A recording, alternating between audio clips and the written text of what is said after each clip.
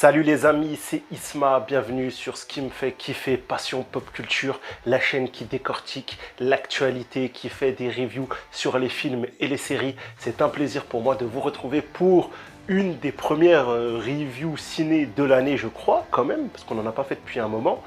Avant d'aller plus en avant les amis, merci à vous, merci aux amis de longue date, bienvenue aux derniers arrivants, c'est votre force qui aide la chaîne à grandir, donnez du courage, donnez un max de vues, un max de likes, partagez à quelqu'un, trouvez une personne, dites-lui mec ou mamie, il faut que tu regardes cette vidéo, ce mec il est trop marrant, il est trop sympa, ou il fait trop pitié, aide-le.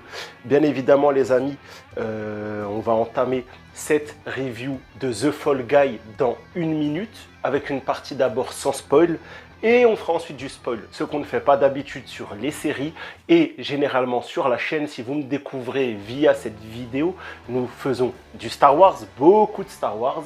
Nous faisons de la série en général, un peu Netflix, un peu Disney, un peu ceci, un peu cela. Voilà, tant que ça concerne l'ASF, l'Heroic Fantasy, un peu l'histoire avec des programmes comme Outlander, en tout cas, nous serons toujours au rendez-vous.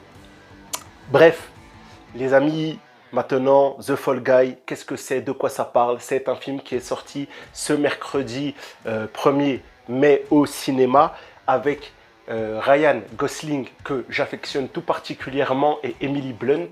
Le casting de ce film est plutôt sympa, avec même quelques caméos, mais on gardera ça pour la partie spoiler. Voilà, bien évidemment, dans cette partie non-spoil, je ne suis pas un professionnel du non-spoil, donc on va aller rapidement sur les grandes lignes. Ce film est génial. Faut-il le voir? La réponse est oui, bien évidemment. Courez le voir, allez le découvrir. C'est un film qui se regarde avec plusieurs, avec plusieurs attentes différentes. Tu peux aimer ce film si tu cherches une comédie romantique. Tu peux aimer ce film si tu cherches un film d'action. Et tu peux aimer ce film si tu cherches à découvrir un film qui fait hommage au cinéma du 21e siècle et même voire du 20e siècle et qui met en avant le métier de cascadeur. Le métier de cascadeur que l'on voit dans tous les films ou doubleur d'action, doubleur de cascade. Voilà, quand tu as un film comme, je sais pas, il y en a des millions, je sais pas, quand tu as des films comme, bon là j'ai pas d'exemple, Matrix ou ce que tu veux, bah, tu as du Keanu Reeves en tête d'affiche, mais les cascades, on sait que ce n'est pas Keanu Reeves qui les réalise, c'est généralement un cascadeur, un comédien d'action de cascade, et il y a une toute petite poignée d'acteurs au monde qui fait ses propres cascades, en sachant qu'aujourd'hui les assurances mettent vraiment le holà aux acteurs pour pas qu'ils fassent leurs cascades, parce qu'ils sont bankable, et c'est les hommes de l'ombre, en anglais c'est les Fall Guy, qui font bien évidemment les cascades. Donc The Fall Guy est un film, et j'espère que en intro j'ai pas dit The Fallout, parce que je fais souvent la confusion alors que je sais que c'est Fall Guy. Bref, est parfait pour cela. Tu vas commencer avec un Ryan Gosling, cascadeur, charmant, le mec il est là, il se prend pas au sérieux, un mec trop chill et tout, trop bon gars. Il va lui arriver un petit pépin, on n'est pas dans le spoil, Et de là, sa relation avec Jodie, une autre personne du film, va être cassée, il va disparaître, il va revenir, et là, bref, une histoire abracadabrante, beaucoup d'abracadabrants dans ce film. C'est vrai que le but de ce film n'est pas de nous raconter une histoire sérieuse, concrète, mais de nous faire voyager à travers différents plateaux, on va dire plateaux ou scènes de cinéma, en tout cas de scènes d'action du cinéma. Quand tu as un œil un peu critique et avisé sur le cinéma, tu remarqueras que par-ci, par-là, il y a eu des refs au cinéma d'action japonais, au cinéma d'action américain, avec des courses-poursuites en voiture, des grands thèmes comme la SF. Il y a plein de choses, et en fait, ça va vraiment taper dans les codes de ces genres-là, sur le point de vue action, non pas sur le point de vue ambiance, ni réal, ni tout ça. On est vraiment sur les cascadeurs d'action, ce qu'ils font. Bref, le film est marrant, le film est touchant, le film a un bon rythme, 2h20 et quelques. Je crois, ou 2h30 même. J'ai pas vu le temps passer. Il m'a régalé. Franchement, il m'a mis bien. Il est drôle grâce aux personnages secondaires. Et bien évidemment, j'ai oublié de parler un des personnages, des acteurs principaux, qui est également Aaron Tyler Johnson, qui est présent, qui a un rôle un peu lointain, tout ça, mais il fait le café également. Non, franchement, ce film a tout pour plaire autant aux mecs qu'aux meufs. Pourquoi? Bah parce que, voilà, comme j'ai dit, tu viens avec ta chérie, tu t'assois, elle kiffe l'histoire d'amour, toi, tu kiffes l'action. Si ta meuf, elle est plutôt action et que toi, que t'es amour, c'est pareil, l'un dans l'autre, vous vous y retrouvez. Il y a les deux, c'est très bien équilibré, c'est très subtil comme écriture, je trouve. Les blagues, elles sont pas lourdes, on n'est pas sur du 21 Jump Street. Attention, j'aime beaucoup 21 Jump Street, mais on n'est pas sur ce genre d'humour. On est sur quelque chose de très doux, très subtil, mais les blagues fonctionnent. Il y a quelques scènes qui peuvent être lourdes et pesantes, mais on y reviendra dans la partie spoiler. En tout cas, voilà.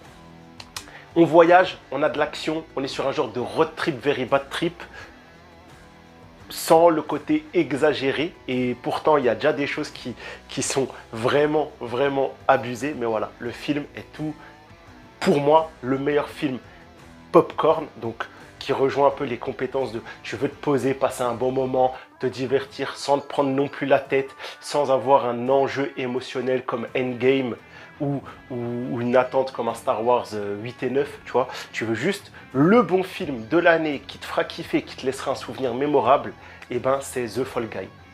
Les amis, on va s'arrêter là pour cette partie sans spoil. Parce que moi, je suis un spoiler. Si je peux pas parler de tout le film, je n'ai pas grand chose à dire, mine de rien. Donc, je vous invite, les amis, à vous abonner, liker, à partager, à commenter. Merci d'avoir regardé déjà la vidéo jusque-là. Allez voir le film et revenez après.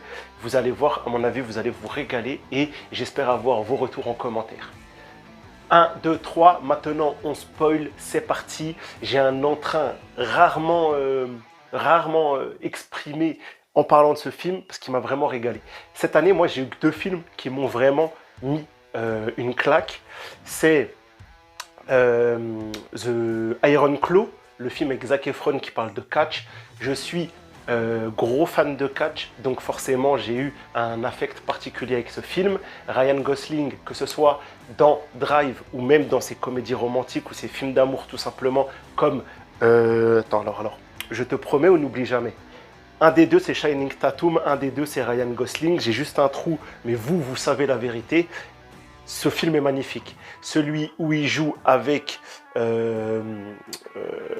Adams, mince. Aujourd'hui, j'ai Rachel McAdams.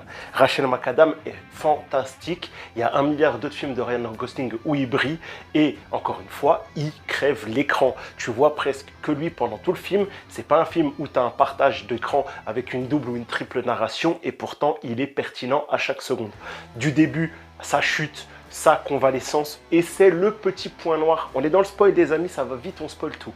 La convalescence qui est peut-être la partie la moins traitée du film, mais en même temps, on est là pour parler d'action, d'amour et de cinéma. On ne peut pas parler de tout. Moi, je trouve que la partie, le fait que le mec, il a subi un accident presque mortel, il a dû aller en coma, en réanimation, en convalescence, en rééducation, ça n'a pas été énormément abordé. Et tu vois, toutes les scènes où, par exemple, Jodie, elle lui dit « Ouais, tu m'as quitté, t'es parti, nanani », le mec était quand même, je pense, chaque os de son corps brisé, son ego brisé, son corps brisé, nerveusement, physiquement, à tous les aspects. Le mec, il a quand même fait une chute de 70 mètres, voire 100 mètres d'un immeuble. Alors oui, le câble lui a amorti la chute, mais il est... Voilà. Et on oublie qu'il a vécu un truc de ouf. On le fait passer pour un connard qui a juste... Pardon, excusez-moi. On le fait passer pour le méchant de l'histoire qui a juste voulu esquiver un peu la nana. C'est un peu injuste dans le film, mais il prend le rôle, il l'accepte et il le joue bien. Et derrière, il porte quand même le mec qui a gâché ses chances. Là, Emily Blunt qui interprète Jodie, elle voulait qu'être avec lui. Ok, on comprend tout ça. On a le fumier, le plus fumier de tous les fumiers. Et ce film est bon et j'ai oublié dans la partie non spoil, j'aurais peut-être dû. Il va y avoir du coup cette enquête qui va mener Ryan Gosling à mener toutes ces péripéties. C'est bien évidemment la recherche de Tom Ryder, donc interprété par Aaron Tyler Johnson. Et ce Tom Ryder, c'est un enfoiré au max, tu vois, comme on pourrait avoir, comme il dit, dans un James Bond ou quoi. Et d'ailleurs, j'ai adoré toutes les références au cinéma de tout genre. Par exemple, quand le pote cascadeur de Colt Seavers, Ryan Gosling, lui dit des répliques et il fait Fast and Furious, tu vois, et genre, ils sont trop marrants. Moi, j'ai trop aimé, tu vois, encore une fois, le petit humour subtil de fans de cinéma. En tout cas, le Aaron Taylor Johnson, voilà, il met son truc, sa disparition en scène. En fait, c'est une histoire d'ego. Il veut se débarrasser de Colt Seaver parce qu'il prend trop. Elle le dit, Jodie, il pourrait être le remplaçant de ce mec. Il a tellement de charisme, le personnage de Ryan Gosling, qui pourrait effacer le Tomb Raider, tu vois, et du coup devenir la tête d'affiche et le remplaçant sur le monde du cinéma de cette aventure-là. C'est magnifique. Franchement, moi j'ai trouvé que l'histoire était tenante, l'enquête était pas mal, le moment, déjà la succession de scènes d'action est trop cool, donc japonais, un peu à la Kill Bill, cassage de vitres, course de voiture, passer le pare-brise, le mec se fait toutes les cascades. J'ai aucune connaissance du film en ce qui concerne le making-of. Est-ce qu'il y a eu une genre de méta où Ryan Gosling a réellement fait les cascades ou est-ce qu'ils ont vraiment réussi à trouver un cascadeur et faire ce travail de deepfake pour qu'on croie que c'est Ryan Gosling qui fait plusieurs cascades? Parce qu'au niveau des plans, on dirait vraiment qu'une ou deux cascades, c'est Ryan Gosling qui les a fait. Le pare-brise, on dirait que c'est Ryan Gosling qui l'a traversé. Je ne pense pas, ça m'étonnerait beaucoup, mais en tout cas, chapeau à la technique du film qui est plutôt très très réussi. C'est un film modeste et pourtant le bateau, la voiture, le karaté, le combat dans le bar, c'était des scènes qui m'ont suffisamment plu pour me projeter comme si j'étais dans un film d'action traditionnel. Plus l'enjeu amour, plus l'enjeu enquête, plus l'ambiance cinéma, comme j'ai dit, moi c'est une réussite. Mais voilà, quelques scènes très profondes, très pointues qu'il faudra aussi noter. L'appel sur le bateau, trop de choses, franchement trop quali. J'ai trouvé vraiment des moments très poignants, les non-dits entre les deux personnes, les sous-entendus, leur code. Voilà, c'est vraiment un film qui donne une belle vision de la relation de couple et de l'amour, en tout cas pour moi. Après, ça doit être très personnel à chacun, mais voilà, j'ai trouvé ça très mignon, très sympa, vraiment très bon, et l'action faisait que c'était un film, encore une fois, très équilibré. L'enquête est un point fort, pas du tout de négativité à dire par rapport à cette enquête jusqu'à la fin, jusqu'aux aveux et jusqu'à la cascade finale. Non, franchement, pour moi, tout est réussi avec vraiment, pour un film qui parle de cinéma et de petits enjeux, je te parle par rapport à un Endgame, Infinity War, Shang-Chi, ce que tu veux, ou Kong, ce que tu veux, je trouvais que les enjeux étaient très bien amenés et les enjeux étaient prenants, tu vois, et l'iconisation aussi. Il y a des moments, le Colt Seaver, quand à la fin il dit Gale, il évite ton flingue et il se lâche avec la musique de Kiss. Et la musique dans ce film est également une réussite, que ça soit Kiss tout le long qui apporte les quelques notes, je ne sais plus le titre de la musique, qui se finit par Loving You. Bref, les amoureux de Kiss vont m'insulter, mais les autres ils vont se dire ouais, je vois. En tout cas, l'air il est très connu.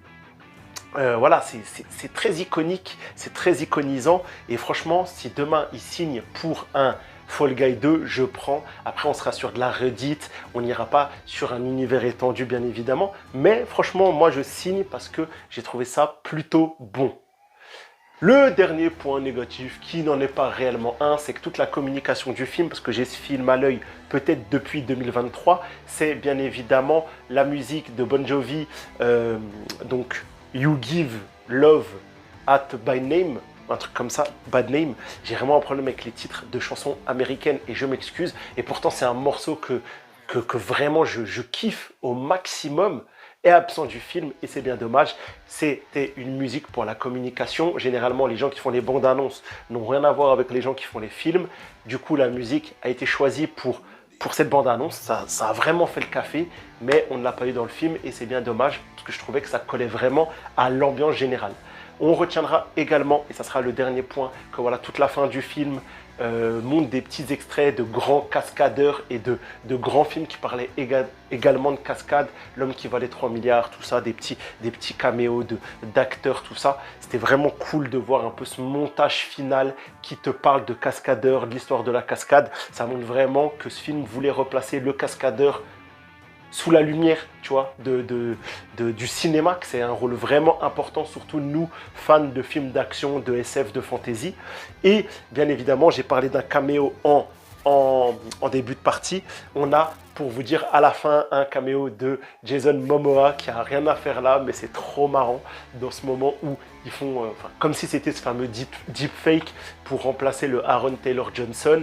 Et voilà, le mec, il est trop bien dans ce rôle, avec en plus une petite musique par rapport au film de Jodie, Metal Storm, une petite musicalité qui faisait penser à Dune. Dans le film, il m'a régalé, c'est trop marrant, c'est n'importe quoi. Ce film, on est vraiment dans de la SF 1980-90, what the fuck, série B, mais ça m'a régalé. J'ai bien aimé ce film, vous l'avez compris. Maintenant, c'est à vous d'aller le voir et de me dire si vous avez aimé autant que moi ou pas. Et si vous l'avez déjà vu, bien évidemment, les amis, contredisez-moi ou confortez-moi dans mes avis. C'est vous qui avez la parole maintenant. On va se laisser là-dessus, les amis. Demain, c'est le May the Force. Fans de Star Wars, forcément, soyez attentifs à la vidéo de la semaine dernière qui fait le récap de tout ce que vous pourrez découvrir demain en salle, en magasin, en plateforme télé, en ce que vous voulez. Allez voir cette vidéo, vraiment, si vous êtes fan de Star Wars et que vous voulez savoir tout ce qui concerne Star Wars, parce que demain, c'est la fête de Star Wars. Les amis, on se retrouve également la semaine prochaine pour une nouvelle vidéo, je ne sais pas encore laquelle. Nous reviendrons dessus en temps et en heure. Prenez soin de vous, les amis. C'était un plaisir de parler de The Fall Guy à découvrir absolument. Likez, partagez, commentez, prenez soin de vous. On peut tous dire, tant que c'est dans le respect, ciao, ciao les gars.